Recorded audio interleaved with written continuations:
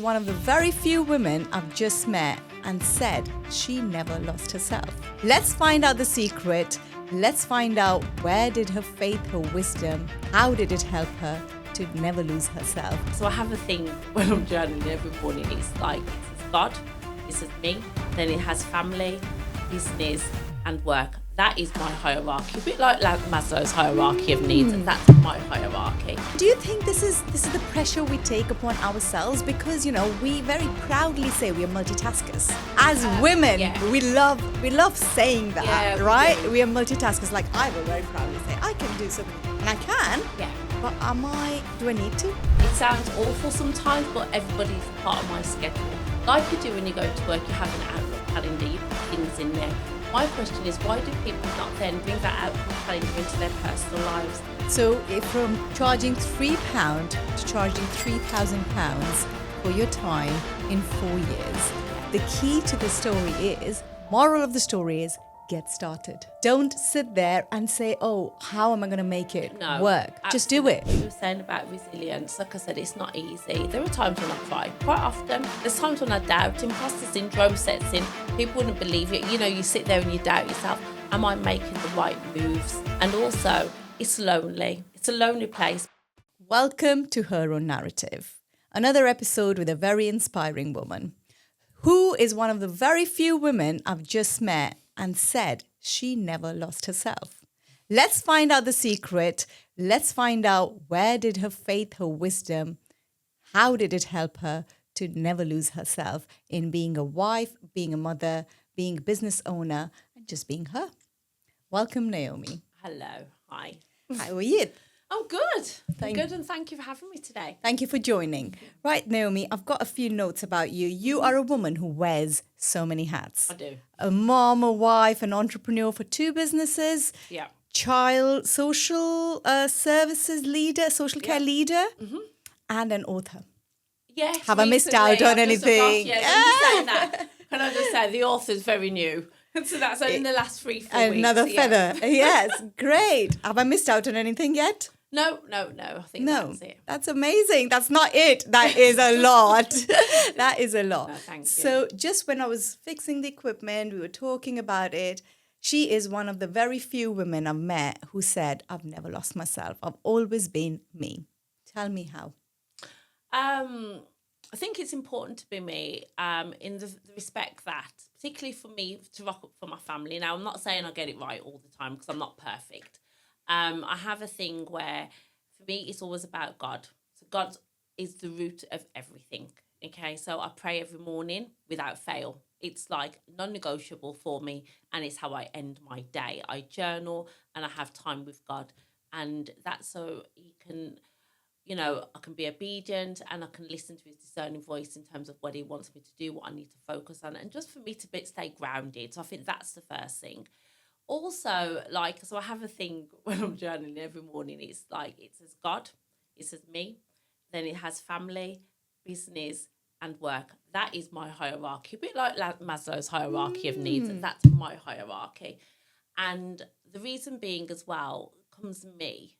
Before, it might sound really harsh to other women sometimes, because I feel women think, that mean that you're not prioritising your family? Well, for me, it's important that I'm well.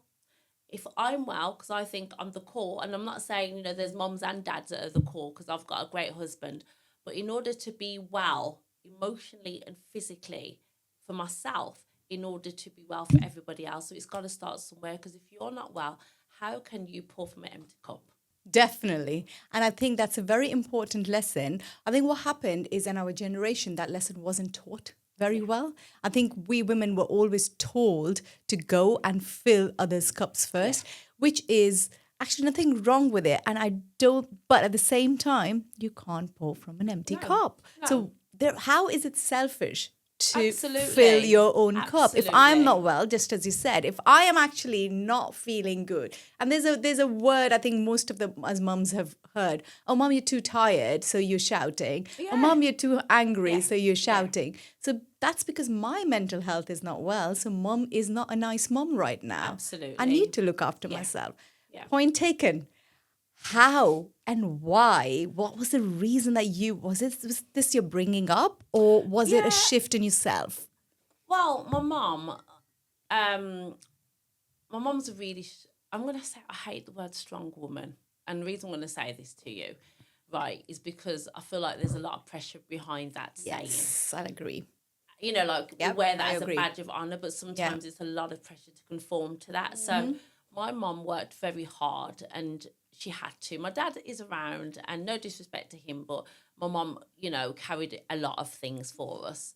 And I've watched her, and she's an amazing woman. And she's, you know, she had me when she was 17, but she then, and I've got to bring my grandparents into this as well. Definitely. Because at age 17, my grandparents basically said, you know, we lived there with them. That's okay. My granddad, I remember my granddad said to my mom told me, it's okay, but you will go and study. My mom now is a very successful midwife, and she had me at 17. She went, she studied, and she got everything she needed for her career. I watched my mom work hard, and I knew that, you know what, we can do this. But I think what happened was we went through a period of some poverty at one point in my teenage years, and it still sticks with me now, because I remember thinking, you know what, if I work really hard, I will do well, and I will never have to experience that again. So it's the fear of It was the poverty. fear of poverty. I have everything in abundance and more now, but equally, funnily enough, sometimes that fear still sets in.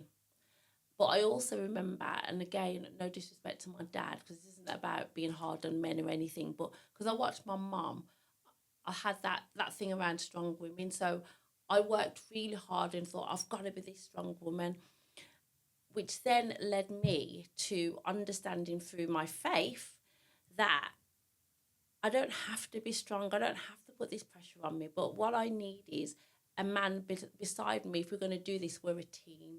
Mm-hmm. Interesting. Yeah. Yes. And actually, it kind of shifted. So, so many women are balancing multiple roles nowadays. We're juggling family, career, personal growth, and faith, and I don't know, entrepreneurship, career, everything. Yeah. The question is, how do you balance all that without burning out? Right. So this is my speciality. Ooh, come on then, let's learn. This is why people pay me what they pay me. How do I balance it? And this is going to sound a little bit clinical, okay? But it works. And, you know, my daughter sometimes, being a mum, has a go at me like, Mom, I'm not one of your clients, but it works. So there's a thing what I call scheduling. There's 24 hours in the day, isn't there? Mm-hmm. So it sounds awful sometimes, but everybody's a part of my schedule. Like you do when you go to work, you have an Outlook calendar, you put things in there. My question is, why do people not then bring that outcome calendar into their personal lives? Because you do everything, don't you? So there's 12 hours in a day. I know on the timing what needs to be done. So time with my family, time with my daughter. And I think that's important, because if it's 15, 20 minutes, you know, as a mom, when the kids are there, you're there busy doing everything. My question would be, are you actively listening? Are you actually present? Right. Is there exactly. quality over Thank you. quantity? Yes, So I am not, with you. Yeah. Why not just give 20 minutes that you've put in your time to sit there and actually listen? I remember when Gabby was a baby, or even when she was older, and I'd had all these things, and I'm reading with her, but was I really present? Mm-mm. So we all guilty here. Absolutely. Yeah. So it might sound strange, but it's all on a schedule. Again, do you think this is the pressure we take upon ourselves? Because, we very proudly say we are multitaskers. As women, yeah. we love saying that, Yeah, right? do. We are multitaskers. Like, I will very proudly say, I can do so many. And I can. Yeah. But do I need to? And that's the thing. The question is, that's another thing I've been looking at really, is multitasking. Why do we say we're not octopuses? We can just do everything with all these different hands. We don't really have the ability. Maybe we should just concentrate on a task and get that done. But how do we do that? So like I said, scheduling, a thing called I intentionally everyday time block. So I do 25 minutes. If I'm at work, I set my alarm on my clock, and it's from this greatest thing called the Pomodoro technique. But I literally focus for 25 minutes and then use 5 minutes. what do I do with those 5 minutes? I might go and lift some weights if I'm working from home. Right. So actually I'm also getting my self-care as well as my workout in as well. So Interesting. it's about how you use your time effectively. And I think the biggest thing for me is boundaries. I am such a boundaried person. Tell me a little bit more about boundaries, As women, because as women, we don't have enough boundaries with ourselves and with others. For example, how do you see a boundary? It's not a wall that we put up. It's a gate. yeah, And what I mean by that is it's a gate that you can choose to open or close. Do you make yourself available or accessible? Availability to me would be you're a 24-hour convenience store. So you let everybody in, every email in, all those things. There's just nothing. Accessibility allows you, and opening that and closing that gate allows you then to let people in. And, it shows that you still care, but actually I respect me. so you put yourself first. Yes. And if I've got a meeting and it's a 30-minute meeting, I will say at 15 minutes, I'll be like, just so we know you've got 15 minutes left. I also give the reminder at 5 minutes, but we've got 5 minutes left because it has to end. Because I need time to do what I need to do and get things done in the day because I've got 2 businesses and a job and a family. That's called discipline. Yeah. A lot of discipline goes into it. Yeah, because again, boundaries, because when you're talking to a client, you don't want to say no to a client. No. You don't want to say your time is up, I can't hear you anymore. And especially in the field of yours, where they're coming for self-development, self-discipline, self-growth. Does it sound harsh on saying you've got only 5 more minutes left with me? And that's I think, and again, it's how you say things, isn't it? Because if you just spent 5 minutes, I think it would be. But I think you can equally just say, just a reminder, we've just got 5 minutes left. But equally, that's not just me being honouring my time. I'm honouring your time 100%. too. Yeah. No, definitely. I'm listening to you because I think I'm guilty on. Most women are overgivers. Absolutely. Yeah, women don't usually know boundaries. I think that word was quite not known. Yeah. It was an unknown terminology in the dictionary, and then suddenly it's about boundaries. But what you just said, it's actually a gate. You open it and you close it when you don't need it. Yeah. That's amazing. That's really interesting. So, let's talk about your faith as an anchor. We started this conversation with God. Yeah. What does that mean to you? Everything. Absolutely everything and more. My relationship with God, I wouldn't do this without God. I wouldn't want to do it without God.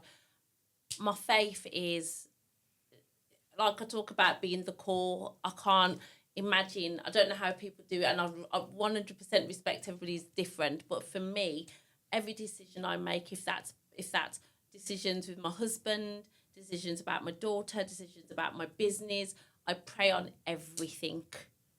Everything I have to go to God with, because when I look at what God has done for me, and I truly know that He's tangible. And when I talk about a relationship, it's like any relationship, isn't it? He does say He never forsakes you. And He doesn't. But the question is, right, do we then go off and do our own little bit? But when we go back, He's always there. Yep. True. Always there. And that was a promise that the Lord made. He promised that He'll never forsake us. He'll always be there. It's consistent and He never changes. It's just about what do you want your relationship to be like? And also for me, it's really important for me to disciple, to be an evangelist. And that's why I do what I do, because I want to have an impact and make a difference. And as a Christian, I'm supposed to go out there and I'm supposed to role model and people to see me, to be like God in that respect, and also to bring others to God too. So, yeah, that's what I think. So I think when we first spoke about things, your big things are empathy, human connection, compassion, and excellence. And all this is anchored by faith. Yeah. So, obviously in your journey, like everyone's journey, there are lots of challenges there as well. But what brought you to do what you do with how you're coaching people now. Where was that born? That was born, I'm 47 now. So, Nice Butterflies before NCH performance, that was probably born nearly 25 years ago. Wow. So, my background is I've got a psychology degree. I've always loved people. I've done counselling. Even when I was at university, I just love people and behaviours. And I remember I was probably 26, and I'd left uni, I'd bought my first property, and I just remember saying, one day I just want to have this company called the Butterfly Effect. That's what I said. I remember saying it, and I said, I don't even know what it looks like, but I'm going to lead a group of women. That's all. I just remember always saying it would be called the Butterfly Effect. But what happened is COVID happened, and in my family, I'm that person, and amongst my friends, everybody goes to, you're just that person. COVID happened, and because I've got a background in fitness and stuff like that, and me, my best friend, my sister, and my other friend, we used to just meet, like you did. We used to meet on Zoom, and we used to do workouts together. So I could see their mental, emotional health was depleting and stuff like that. So tell you what, let's meet. Then we did, and then they said, that we're putting on a bit of weight because we was all probably having a few more drinks than normal and stuff like that. So I says, let's do some workouts together. And we just met every week, and then a couple of other people started to join. And then before I knew it, I was like, this was becoming a regular on a Saturday. And I thought, hang on, this is becoming something. And then and then it was funny at the time because then I started to do PowerPoint presentations, and it sounds really silly because then it went from then I thought, well, I don't know some of these people, so I'm going to have to start charging for my time, because can I just say, time is value about me. So if you want my time, sometimes it's about putting a cost on it. Sorry, but it does to a degree. So because of the time I was doing, it went from £3 membership. It was just a little thing. So now, obviously, I charge up to £3,000 for time with me. But that literally was what it was born. And that's when Nice Butterfly started to come out. So I started to then coach women with their weight loss and their fitness and their emotional health, etc. And then it just got bigger. And then it went to NCH performance, because I wanted to concentrate on leaders and professionals like myself. But yeah, so that's how it was born 4 years ago. So from charging £3 to charging £3,000 for your time in 4 years. Yeah. The key to the story is, moral of the story is, get started. Absolutely. You can do anything. Don't sit there and say, how am I going to make it work? Absolutely. Just do it. Yeah. And It'll I think work. that's the problem, isn't it? Sometimes people I always say this all the time. People have a vision and they think, right, this is what I want, and that's great.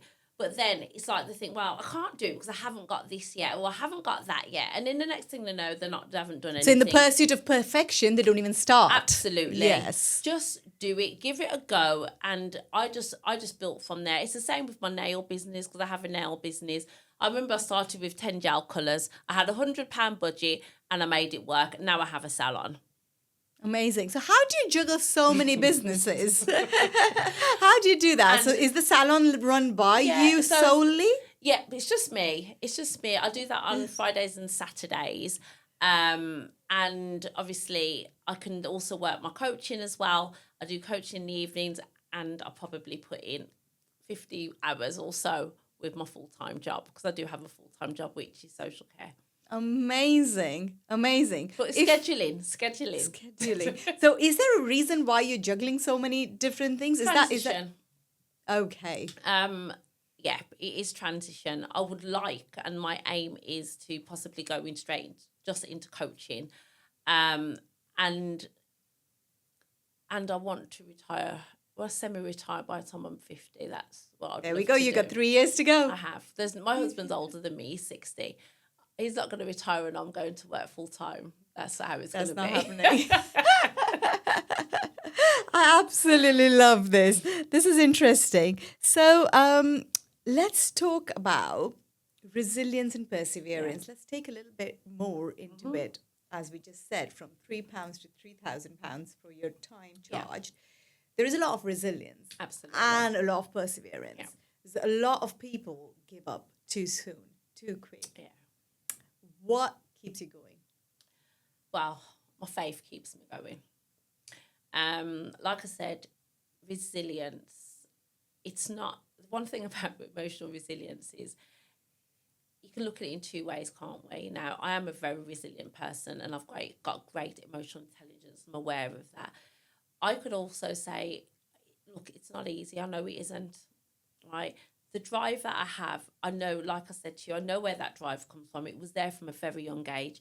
When I was 13, 14 and things were hard in my home, I knew that if I work hard, I will get what I need to get to in life. And that is what's carried me through.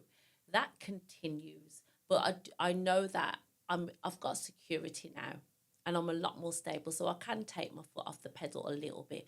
But at the same time, it's the next stage. It's really securing it for the legacy, I guess, as well. So what's the legacy you want to create? Well, Gabby, my daughter, I want her to, like we were talking about earlier, know that she can do absolutely everything and anything that she wants. You know, we sent her to private school like we've just spoke about, and that took sacrifice in order to do that.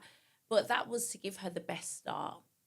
It passed her 11 plus and got her to where she needed to. She's now, done really well in her GCSEs, but I want her to be that woman that knows that the world is hers if she puts, and also for her to work hard. Yep. At the same time. But going back to what you were saying about resilience, like I said, it's not easy. There are times when I cry, quite often. There's times when I doubt. Imposter syndrome sets in. People wouldn't believe it. You sit there and you doubt yourself. Am I making the right moves? And also, it's lonely. It's a lonely place, business, unless you have a team, I suppose. At work, it's easier because I have a team. I have lots of specialisms, but hence why we have to outsource, as you know yourself as a businesswoman. But it's a lonely place. But where I get my answers is when I pray. Nothing is easy. I always say being an entrepreneur, starting a business is definitely very lonely, very courageous, and it requires a lot of resilience and perseverance. Absolutely. But I think the minute you actually the fire, whatever is fueling it, and you have that faith, you'll keep going. And sometimes I do think, oh, that's it, I'm not going to do this. But then it's just not innate in me. I don't think there's that passion. Like I do strive for excellence, but it's different because there's excellence and there's also now, which I learned from, I think I was such a perfectionist before, but now I'm more compassionate with myself. And it's okay because making the mistakes for me and actually failure, I don't mind it because all it means is I will fail, but fail quickly so that I can get to my final destination at the end. That's it. That's my favorite thing to say is it's not a failure. It's just now that thing didn't work. Exactly if what it didn't not to work, do. exactly. Yeah. Now move on. Yeah. Get the next thing done. If it doesn't work, go on to the next Absolutely. one. No, so let's go absolutely. back to your little bit of a coaching work and let's talk about that. How you give us some tips. I think some of the things, like as I said, let's go back to some women and what they struggle with is things around time management. I think that's a massive thing as well. Just use different techniques, little techniques that you can do. Like I said, is things like put things into a calendar, schedule each day. Have what I call a time audit. If your day starts from 6 till 10. Well, actually put in what you're going to do. And that then already gives you the boundaries and the discipline that you need. You just need to try and stick to it. What do you say to somebody who's not so pre-planned? They don't know how they're going to spend that hour in the day. Well, the thing is, that's the thing, because that's what, going back to why I mentioned the time audit. They don't know how to spend the hour, but first of all, they have to acknowledge and become aware of the time that they have available. So that's why we take them through the time audit, a client through a time audit, so that they can see, well, actually, I do have time here. And what is it you're going to do with that time? Because that's your commitment to yourself. Amazing. Yeah. Very interesting. That's really good. So what's the next thing how do you take a client through the journey? So in terms of like with client with the journey, there's lots of different other nuggets. Honestly, there's so many different nuggets. Like you have Eisenhower, lots of people know about that, which is the 4 matrices, where it's about, you know, things that you've got to do now, things that you can reschedule later, things that you need to delegate and actually just let go of the other things. Because then comes in, how do you overcome procrastination? As well as, so I think the difference for me is understanding all the picture. Like I said, you've got procrastination, you've got boundaries, you've got time management techniques, you've got discipline, you've got so many different aspects that make a person. So that's the thing, when a client comes to me, it's why we brought butterflies. I think it's really important I say this, really. They come to me as a caterpillar. That's why it's called nice butterfly. You come as a caterpillar. While you're in your chrysalis, that's where I am there to nurture you, to give you all the tools that you need and inside and out in order to go and become that butterfly. Because when women first came to me in COVID, they came to me to lose weight. I can get any woman to lose 3 or 4 stone, but the question is, are you going to be happy with yourself at the end? Unless you do the work with the internal self. Because where's the need of losing weight coming from? You. And that is always a mask. So let's do the work as well on the internal, hence while you're in the chrysalis, and then you can fly away with your wings and be that beautiful butterfly that I know you are. Very nice. Thank you for that. That is.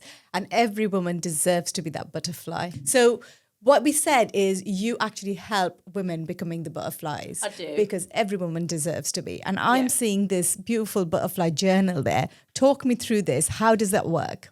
So I created this journal, again, to support women to become the butterfly that they are.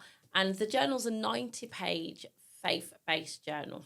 And it's not like any other journal. Sorry, but it really isn't. And that's because it is led by scripture and it's been led by God. But also, I think what's really fantastic about it, it's also got coaching inserts in there. So it will have, there's 8 coaching inserts and they're on things like time stewardship and your priorities. It's also things about self-discipline, walking in your purpose, and also with putting things such as like the wheel of life, so you can learn how to monitor your day-to-day. And, you know, like I said, I journal each day, and health trackers, etc. But everything a woman needs is here. And we also say, if you can do something for 3 months, it then becomes a habit. Yes. So that's amazing. Yeah. What inspired you to bring this journal in?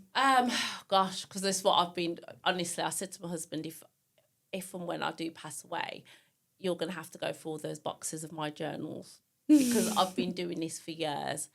And God just spoke to me. He just spoke to me and said, no, you've got to do this. If you're going to be impactful, not everyone, and the other thing is not everyone can afford to have the one-on-one service. So this for me was about, I suppose, me giving back in a more affordable way, but for women to really be able to reflect and have this opportunity as well. So take time to reflect. Absolutely. Journaling is very important. How important is it to formally journalize, or is there a difference in actually sitting down and having that structure to your journal? Or I think so. There is, I mean, from in the here, it's you got morning and evening reflections as well as the weekly reflections. So you summarize and then you have a monthly. And I think it definitely is, because once you journal, it gives you that opportunity to reflect and reframe and refocus, what I call my 3 R's. And going back to having structure, I always say there's got to be a plan in order to give you, if you've got a goal, you've got to have a plan, haven't you? So I think it also allows women to have that space, but to become more structured and more boundaried. And actually, like you said, it's about habit, good formation of habits, and just things that we need in order to become the best self, our best selves. very nice. Thank you so much for your time today, Naomi. Thank you. And I'm sure there'll be lots of people, lots of women out there who are ready to become the butterfly. Don't procrastinate. Just go and create. That's what we are made for. Thank you for watching us. Till next time, her own narrative.